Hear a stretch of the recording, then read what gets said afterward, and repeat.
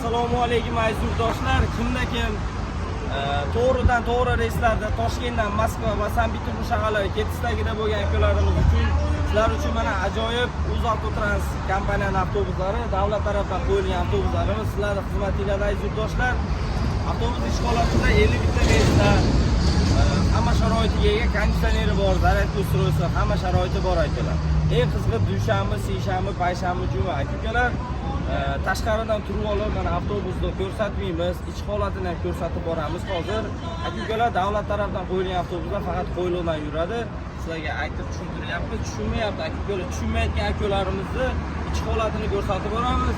Faqat avtobus tashini ko'rsatmaymiz, ichki holatini ham ko'rsatamiz.